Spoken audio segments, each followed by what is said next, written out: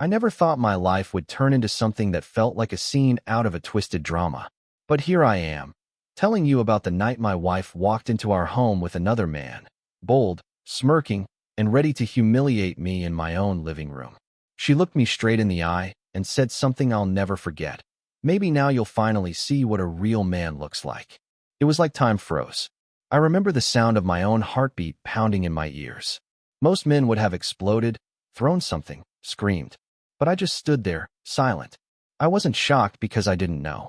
I was shocked because I already knew. And I had been waiting for this moment. See, this wasn't the first time she tried to break me. For months, I had felt something was off. The late-night texts she'd accidentally hide, the sudden excuses about working late, the way she started dressing up even for quick trips to the grocery store. I wasn't stupid, but I also wasn't ready to face the truth, until the evidence became too loud to ignore. But that night, when she stood there with that smug look on her face and her so-called lover beside her, I felt something shift inside me. I didn't feel jealousy or fear. I felt control. Because what they didn't know, and what I'm about to tell you, is that I was already 10 steps ahead. Let me tell you how I got there. The first crack started small. I'd come home from work and she'd be glued to her phone, smiling like a teenager at some inside joke I wasn't part of. I asked her once, "Who are you texting?" She laughed it off, saying, "Don't be paranoid, it's just a friend." But something in her tone told me otherwise. Then there were the girls' nights. Before, she'd tell me exactly who she was meeting, even share funny stories when she came back. But lately, when I'd ask how her night went, I'd just get a shrug or a quick, "It was fine." No details, no warmth. I wanted to believe I was imagining it. I loved her. We had a family. We built a life together. But when someone you trust starts treating you like an outsider, that gut feeling becomes impossible to ignore. The breaking point came when I found her car parked outside a bar one night after she told me she was at the spa with friends. I waited, watching from across the street, and sure enough, a man walked her to the car. They hugged. It wasn't just a friendly hug. It was the kind of hug that says, "I don't care who sees." I didn't confront her that night. Instead, I went home and sat in the dark, trying to process what I'd seen. My first instinct was rage. My second was despair. But then, a strange calm came over me. I realized that if I lost control, I'd lose everything: my kids, my dignity, my chance to come out of this stronger. So I smiled to myself and decided, I'm going to play the long game.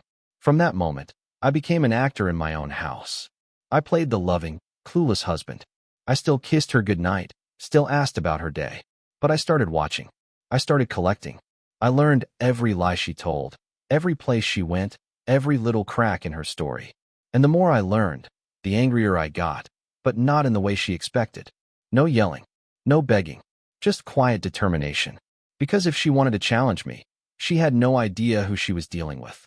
When she finally brought that man to my house, thinking I'd break down or beg, I stayed calm. I even smiled. You should have seen her face when I didn't react the way she expected. Oh, you won't believe how I got my revenge. This is just the beginning. The night she tried to humiliate me was the same night I started turning the tables. And in the end, well, let's just say she lost everything she thought she owned, including the power over me. Looking back, the signs were all there, flashing like red lights, but I chose not to see them. I wanted to believe in us, in the woman I married, in the family we built. It's funny how love can make you blind, how it can convince you that the storm brewing in front of you is just a passing cloud. It started with little things. She used to leave her phone on the kitchen counter, completely unlocked. We'd scroll through pictures together, laugh at memes she got from her friends. But then, one day, she added a password. "Work stuff," she said, "confidential messages from the office." I remember thinking, since when does HR talk in emojis at 11 p.m.? Then came the social media shift. She'd post fewer photos of us, stop tagging me in anything. When I asked why, she brushed it off with, "People don't need to see our private life." And yet, she had no problem posting selfies, dressed to kill, smiling in ways I hadn't seen in months. The distance between us started to feel physical, not just emotional. She'd roll over at night with her back to me, glued to her phone until she thought I was asleep. I'd wake up at 2 a.m. and see that little glow from the screen under the covers. Once, I caught a glimpse of a name, Eric, But when I asked, she snapped, "It's just a colleague. Stop being insecure." I believed her, or at least I tried. The first big red flag came during a girls' weekend. She said she was heading out of town with her best friend, but something about it didn't sit right. Her friend posted pictures on Instagram that weekend, pictures where my wife was nowhere to be seen. When I asked her later, she smiled, kissed me on the cheek, and said, "Oh, I just didn't feel like taking photos." But the lie stank. One night, I decided to check her mileage. She claimed she went to a spa an hour away, but the odometer told a different story, almost 200 miles more than expected. That's when my gut screamed, she's not where she says she is. The breaking moment for me wasn't just finding inconsistencies. It was the way she started treating me. She became dismissive, cold, as if my presence annoyed her.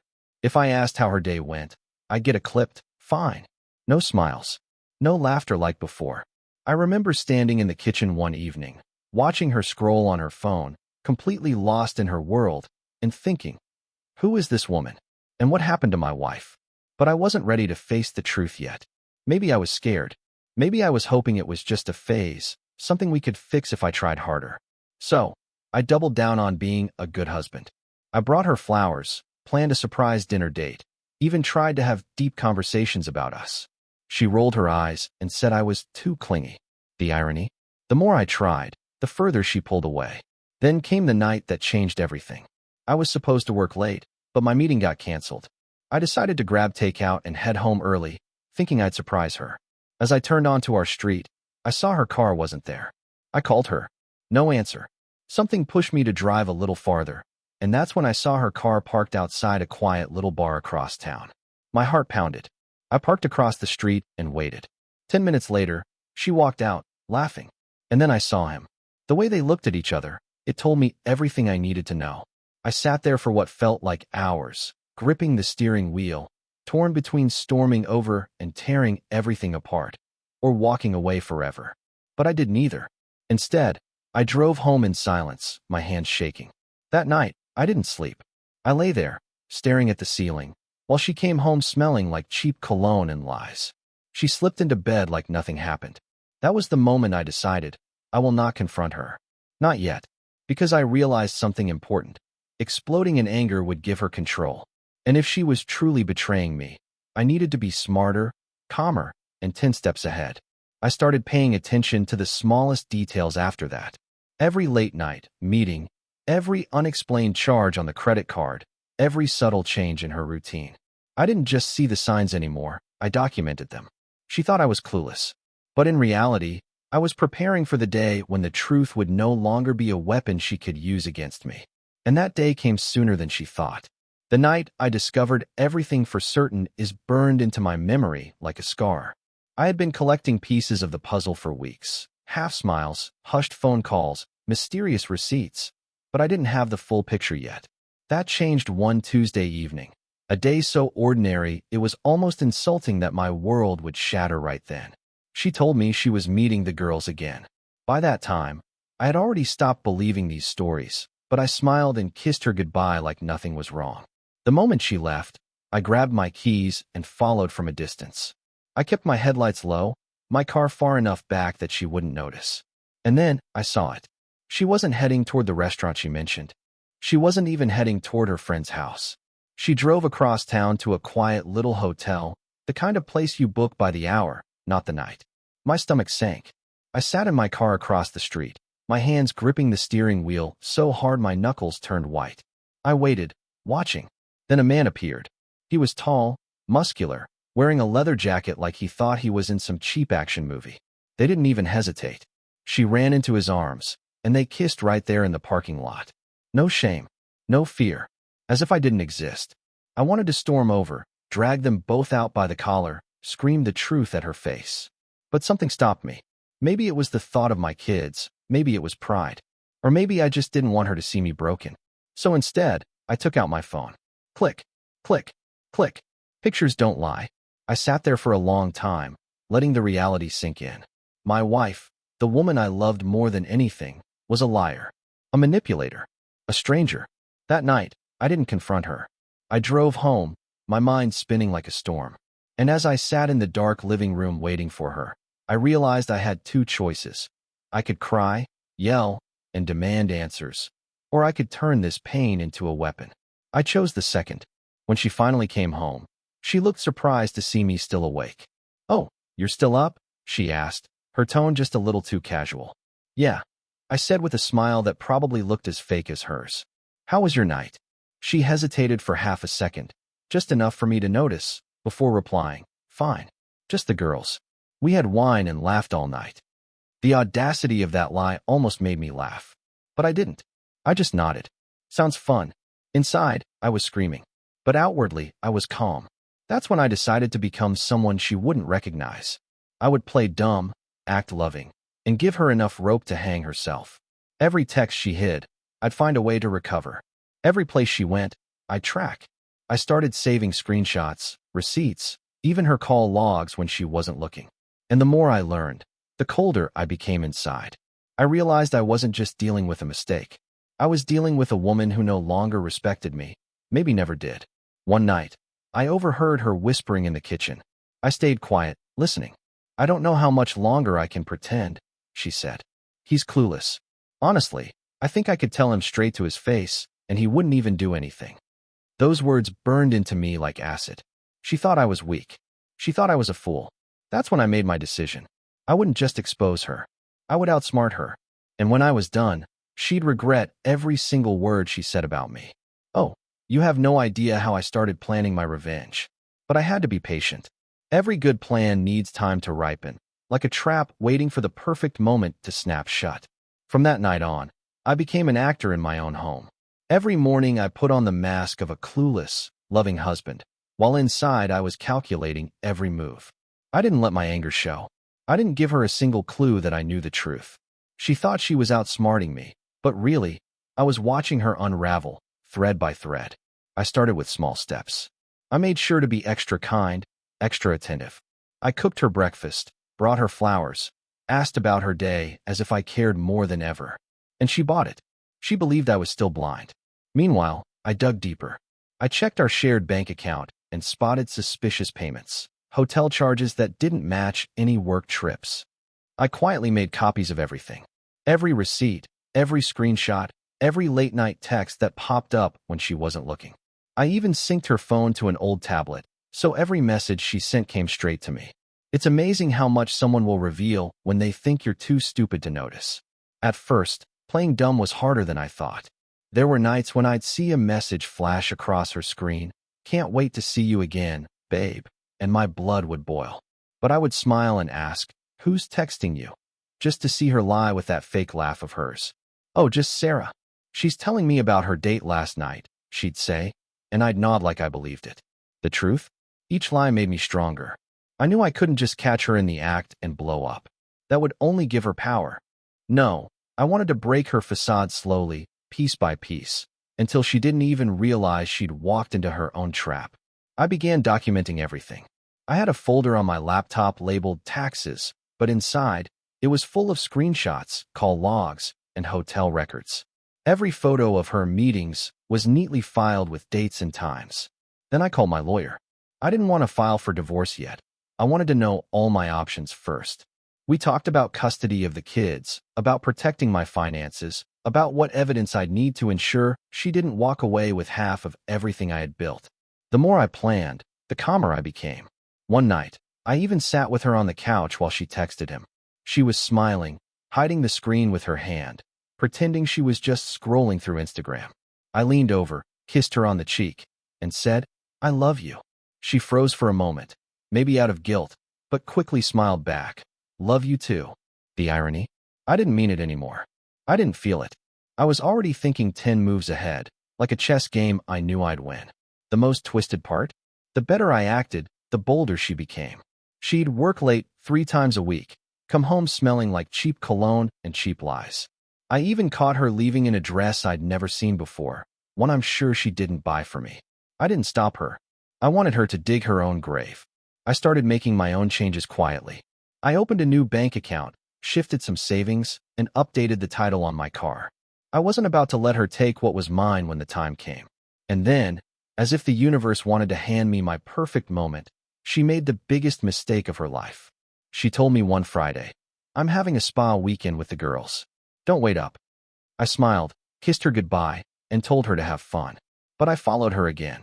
This time, I didn't just watch. I recorded everything. Her walking hand in hand with him, laughing as if she'd already erased me from her life. I got it all on video. Oh, if you only knew the satisfaction I felt that night. I wasn't just playing dumb anymore. I was writing the script for the day she'd lose everything. Our home, our kids, even the fake pride she wore like armor. And that day was coming faster than she could imagine. The more I pretended to know nothing, the bolder she became. It was almost as if my calmness gave her permission to push the limits, to see how far she could go before I broke. But I didn't break. I watched, I waited, and I memorized every smug little smirk she gave me when she thought she was untouchable. She started coming home later and later, sometimes after midnight, claiming she lost track of time with friends. Once, she even walked in with a perfume scent that wasn't hers. It was his. I knew it instantly. But instead of calling her out, I smiled and asked, "Had a fun night?" "Yeah, just wine and laughs," she replied, tossing her purse on the couch like she owned the place. It was strange. She no longer seemed to care about hiding anything. I caught her whispering on the phone in the kitchen at 1 a.m., thinking I was asleep. "No, don't worry about him," she said. "He's harmless. He'd never do anything." Those words cut deep, but they also fueled me. She really thinks I'm weak? Oh, she's going to learn. Her arrogance wasn't just about her sneaking around anymore. She started treating me like a roommate she didn't even like. She'd snap at me over nothing, roll her eyes when I spoke, and even mocked me when I tried to talk about our future. One night, I mentioned taking a family trip with the kids, and she laughed. "Why would we waste money on that?" she said, scrolling on her phone. "You always have these silly ideas." I remember sitting there, staring at her, thinking, this is not the woman I married. This is a stranger sitting in my house, using my name, living off my hard work. That's when I decided her fall wouldn't just be about catching her in a lie. It would be about showing her exactly who she underestimated. I started to change little things about myself, things she didn't even notice. I hit the gym again, started running in the mornings, bought new clothes. Suddenly, people at work were complimenting me, asking if I'd lost weight or gotten a new haircut. I could see the confusion on her face when others noticed me more than they noticed her. "Oh, you're dressing up now?" she said one evening, eyeing me suspiciously. "Just felt like it." I replied with a shrug, hiding my grin. Meanwhile, I tightened my plan. I met with my lawyer again and updated my will, my accounts, everything. If she wanted to walk out with her boyfriend, she'd leave with nothing but her clothes. I also started quietly building a case for custody of the kids. No judge would side with a woman who'd abandoned her family for late-night hotel trips with some random guy. And still, she thought I was clueless. One evening, she came home and said, "You know, maybe we should take a break. I think I need some space." I looked at her with a calm smile and said, "Whatever makes you happy, dear." The shock in her eyes was priceless. She expected me to beg, to cry, to plead with her to stay. Instead, I handed her the rope she was already using to hang herself. A week later, she did something I'll never forget. She brought him to our home. Not when I was gone. Not secretly.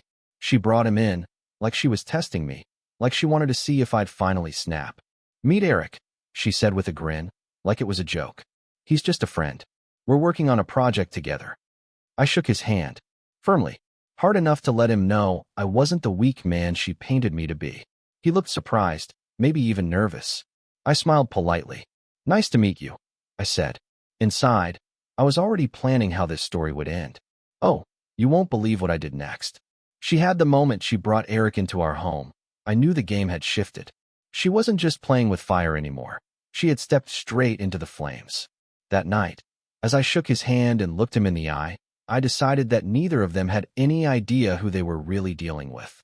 From that point, I turned my quiet observation into a calculated operation.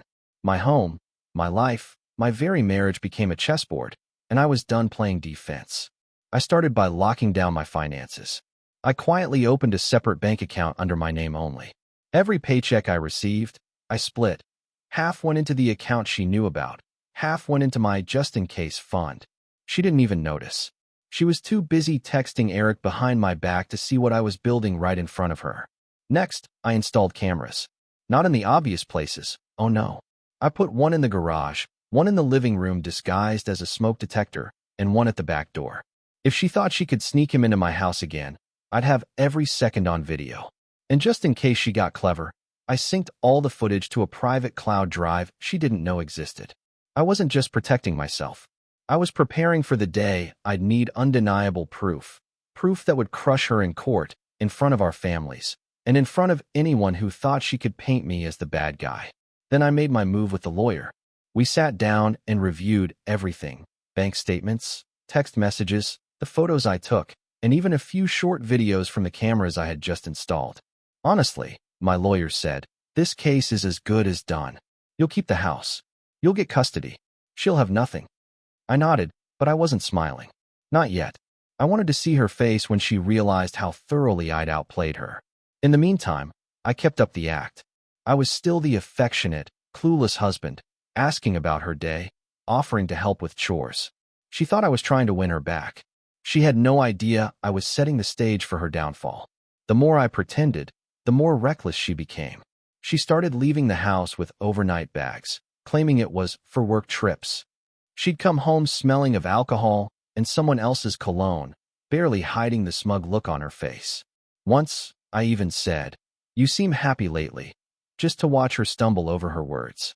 And then I did something bold, something that would make her underestimate me even more. I told her, "You know what? You should take some time for yourself. Go out with your friends more, relax, have fun. I'll take care of the kids." She looked at me like I had grown another head. "Really?" she asked, suspicious. "Of course," I said, smiling warmly. "You deserve it." Little did she know, I was giving her all the rope she needed. And every single time she went out, I added another piece of evidence to my collection. The more I watched her, the more I realized something important. This wasn't about me anymore. It wasn't even about Eric. This was about a woman who had become so arrogant, so sure of her own lies, that she didn't even care who she hurt. I decided I wouldn't just win this. I would make sure she never forgot the day she tried to destroy me. Oh, you have no idea how far I was willing to go. The trap was almost ready. All I needed now was for her to make one last mistake, the one that would give me the perfect chance to close the door on our marriage forever. And that mistake came sooner than I expected. No idea, she had just handed me the perfect opportunity to destroy her entire game. I thought I'd seen it all, but nothing could prepare me for the day she crossed the ultimate line. It was a Saturday afternoon, the kids were at my parents' house, and I was home fixing the garage door when I heard a car pull into the driveway. I wiped my hands and walked to the window, expecting to see her alone. She wasn't. There he was, Eric, stepping out of her car like he owned the place. She followed him out, laughing, holding his arm like they were on some kind of date. And then, as if it wasn't enough, she opened the door with her key, walked in, and looked me dead in the eye. "Oh, you're home," she said, smirking. "Good. We need to talk." I stood there frozen, not because I was shocked, but because I couldn't believe how far her arrogance had gone. She brought him to my home, our home, the place where our kids took their first steps, where we celebrated birthdays and holidays. And she dragged this man into it like I didn't matter. Eric looked me over, clearly sizing me up. He had that smug expression I'd seen before on guys who think they're tougher than they really are. He gave me a little nod, like we were supposed to be cool. I smiled. "Eric, right? We met once." He nodded. "Yeah. I thought it'd be good if we cleared the air, man to man." I could almost laugh. "Man to man? You're standing in my house, with my wife, talking about clearing the air?" She folded her arms and said, "Listen, we've been honest with each other, and we think it's time for you to accept reality. Eric and we're together now. You need to let me go." I stared at her, letting her words hang in the air. Every part of me wanted to yell, to throw them both out. But instead, I just nodded slowly. "So that's how it is," I said calmly. She mistook my calmness for weakness. "Yes," she said, almost relieved. "I'm glad you understand. We can do this the easy way." Eric stepped closer, trying to act like the big man. "Look, I don't want any trouble. Just, be a man about it. Let her be happy." That was it. The trigger. I laughed. A real laugh. Low, sharp, and colder than ice. "You want me to be a man?" I said, stepping right into his space. "All right, let's see what kind of man you really are." Before he could react, I shoved him back. He stumbled, caught off guard. He wasn't expecting me to stand up to him. She gasped. What are you doing? Eric tried to get tough, squaring his shoulders. You don't want to do this, he said. Actually, I replied, rolling up my sleeves, I really do. What followed wasn't a fight. It was a one-sided lesson. Every ounce of frustration, every sleepless night, every lie I'd swallowed, I let it all out. Eric quickly realized he was out of his league. In less than a minute, he was on the ground, clutching his face, bleeding from his nose, begging to leave. Get out of my house, I said, my voice like steel. Now. He scrambled to his feet and ran out the door without another word. I turned to her. She was pale, shaking, looking at me like she didn't recognize me. You didn't have to do that, she stammered. I stared at her. You brought him into our home. You think you can humiliate me here? In front of our kids' memories? No. This ends now. She didn't have anything to say. For the first time in months, she was silent. Oh, but that was just the beginning of her downfall. What came next would shatter everything she thought she controlled. After Eric ran out of the house, leaving behind a trail of blood and humiliation, I turned to her. She looked pale, almost trembling, her mouth slightly open as if she wanted to speak, but didn't know what to say. I'd never seen her like this. Not scared, exactly, but cornered. For the first time, she realized I wasn't the man she thought she could manipulate. I walked past her, grabbed a glass of water, and sat down on the couch as calmly as if nothing had happened. Sit, I said quietly. She hesitated, but when I looked up, she obeyed. Do you think I didn't know? I asked, my voice calm, almost too calm. Do you think I haven't seen every lie, every late-night text, every little game you've been playing? She blinked rapidly, trying to regain her composure. I don't know what you're talking about, she stammered, still clinging to the only thing she knew, lies. I pulled out my phone and slid it across the table. On the screen was a video of her and Eric at the hotel, laughing and holding hands. Her face went white. Stop pretending, I said, my voice low but sharp. I've known for months. I've got everything. Pictures, videos, texts. Every single thing you've done while you thought I was too blind to notice. She tried to speak, but no words came out. Finally, she whispered, why didn't you say anything? Because I wanted you to dig your own grave, I replied coldly. And you did. Perfectly. Then I laid it all out, piece by piece, every shred of evidence I'd collected. I told her I'd already been to a lawyer, that the divorce papers were ready, and that I'd fight for full custody of the kids. You won't get the house. You won't get a penny of my savings. You'll walk out of here with nothing, I said, looking her straight in the eye. Her tears started then. She tried to cry, to beg, to shift the blame. It's not what you think, she said, her voice shaking. I was lonely. You were distant. I cut her off. Don't you dare try to make this my fault. You made your choice. You brought him into my house. You wanted me to be a man. Congratulations. This is me being one. She tried to soften, to appeal to my emotions. We can fix this. For the kids. We can work through it, she said, reaching for my hand. I pulled it away. The kids will be fine. Because they'll have me. You'll have Eric. If he's still interested after today. That line hit her hard. I could see it in her face. She realized Eric wasn't coming back after the beating he just got. He wasn't the kind of man to stand by her when things got tough. I stood up, walked to the door, and held it open. Leave. Right now? Go think about everything you just lost. She looked at me, her eyes wide, like she was trying to figure out if I was serious. When she saw that I was, she grabbed her bag and left without another word. That night, I felt something I hadn't felt in months, peace. Not because I was happy about what happened, but because I finally took control. I wasn't the victim anymore. But I wasn't done. Oh, you won't believe what came next. The day I finalized everything was the day she realized her entire world was about to collapse. I had been patient, gathering every piece of evidence, every financial safeguard, every legal document I needed. Now, it was time to strike. I called her and told her to come by the house to talk about the kids. She arrived with that same smug look she'd worn for months, probably thinking I was about to beg her to come back. She couldn't have been more wrong.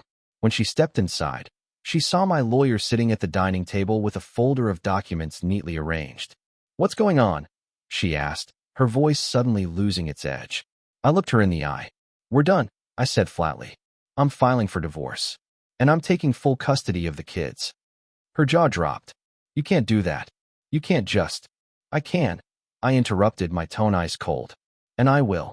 I have everything I need. Every hotel visit. Every text message. Every lie. It's all here. I opened the folder and slid photos and screenshots toward her. She froze, staring at the evidence that stripped her of every excuse she'd ever made. She looked like a cornered animal, panicked and desperate. You were spying on me? She stammered. No, I said calmly. I was protecting myself. You dug your own grave. I just held up the mirror. Then came the begging. She dropped to her knees, crying, saying it was a mistake, that she still loved me, that she'd do anything to fix it. But her words didn't move me. I had heard too many lies from her to believe a single syllable. Love, I said, almost laughing. You don't know the meaning of the word. If you loved me, you wouldn't have done this. You wouldn't have tried to destroy me in my own home. She tried to reach for my hand, but I pulled it away. It's too late. You made your choice. Now you live with it. The final blow came when I told her about the custody arrangement. You won't see the kids without supervision, I said. I've already spoken to the court. With the evidence I have, you don't stand a chance. Her face turned ghost white. No, you can't take them from me, she whispered, tears streaming down her face. I'm not taking them, I said firmly. You gave them up the moment you put your selfishness before your family. She tried to call Eric for support, but guess what? Eric was gone. I'd made sure of that. After the humiliation he suffered, he blocked her number and vanished from her life. She had no one left to lean on. You thought you could have it all, I said, standing up and walking to the door. But now you have nothing, and you did this to yourself. She sat there, sobbing, as I handed her the divorce papers. Sign them, or I'll make this even uglier than it already is. When she left that day, I felt lighter than I had in years. I wasn't angry anymore. I wasn't broken. I was free. Oh, but the best part? The look on her face when she realized she lost everything. That was the moment I knew my revenge was complete.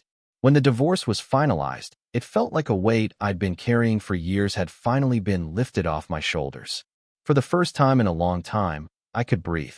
I walked out of that courthouse not just as a free man, but as someone who had been reborn. She lost everything. Our house, custody of the kids, even the respect of the people who once called her a friend. The truth came out, and when everyone saw the videos, the texts, and the lies, she became a ghost in her own social circle. Eric? He disappeared the moment things got tough. I heard he blocked her number and never looked back. As for me, I didn't waste a second looking over my shoulder. I poured all my energy into my kids and my career. I spent more time with them than ever before. Weekend trips, movie nights, and long conversations where I promised them I would always be there. They were my reason to push forward, and I could see in their eyes that they felt safer with me. I also invested in myself. I hit the gym every day, not just to get in shape, but to rebuild my confidence. I started running before sunrise, feeling the kind of clarity that only comes after surviving a storm. I even started my own small business, something I had always dreamed of but never had the courage to try while I was stuck in that toxic marriage. Slowly, life started to feel good again. Not just okay, but truly good. One day, months later, I saw her. She looked nothing like the woman I once knew, broken, tired, almost hollow. She tried to start a conversation, maybe out of guilt or nostalgia, but I simply smiled, wished her well, and walked away. That's when I knew I was free, not because the papers said so, but because I no longer cared. If there's one thing I learned through all of this, it's that betrayal doesn't define you, it refines you. It hurts, it burns, but if you let it, it will shape you into someone stronger, sharper, and smarter than you were before. To anyone out there who's been betrayed, I'll say this: don't waste your time trying to get answers from someone who doesn't deserve you. Don't fight to keep someone who's already walked out on you emotionally. Instead, focus on becoming the best version of yourself. Because that's the sweetest revenge of all. Oh, and if you're wondering about me, I'm happier now than I've ever been. My kids are thriving, my business is growing, and my heart is free of bitterness. She thought she broke me, but in the end, she built a stronger man. Thanks for watching. If you enjoyed this story, leave a like, subscribe to the channel, and share your thoughts in the comments. Did he do the right thing?